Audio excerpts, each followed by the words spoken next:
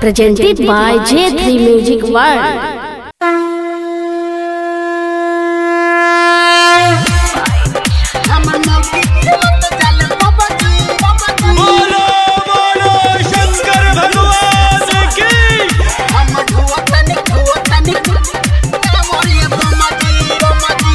Recording by Chahat recording studio Sahabipur Medka बाजार। भइल lockdown बतबे से खेले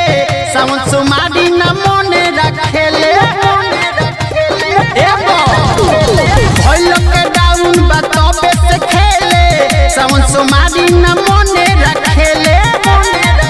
चलले कमर होता बे देर जी अरे देर जी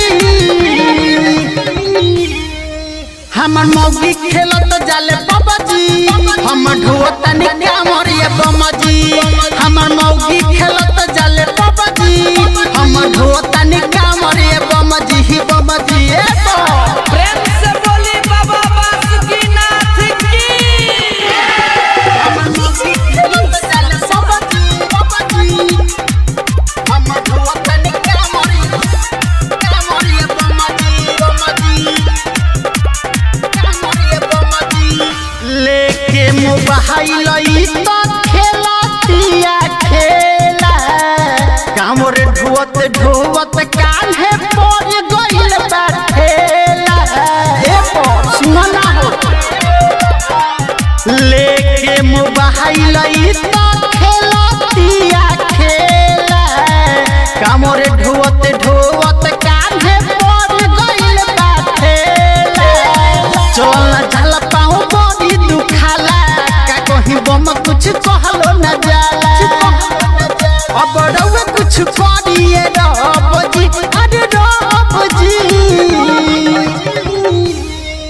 हमर मौगी खेलत जाले बाबा जी हमर ढोता निका मोरिए बम जी हमर मौगी खेलत जाले बाबा जी हमर ढोता निका मोरिए बम जी हमर मौगी खेलत जाले बाबा जी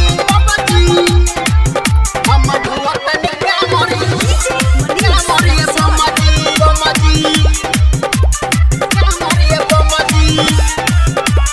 बोलो बोलो शंकर भगवान की। राइटर नितेश लहके आइले भौजाई देवघर के मेला में बाबा से दर्शन भी हो जाई राइटर नितेश लहके आइले भौजाई देवघर के मेला में बाबा से दर्शन भी हो जाई पवन राजा के गाना डीजे पर बजा के नचता बम देखो कमर हिला के सभे बोलता बे हर हर बम जी अरे बम जी हमर मौगी खेलत जाले बाबा जी हमर ढोता निका मोरिए बम जी हमर मौगी खेलत जाले बाबा जी हमर ढोता निका मोरिए बम जी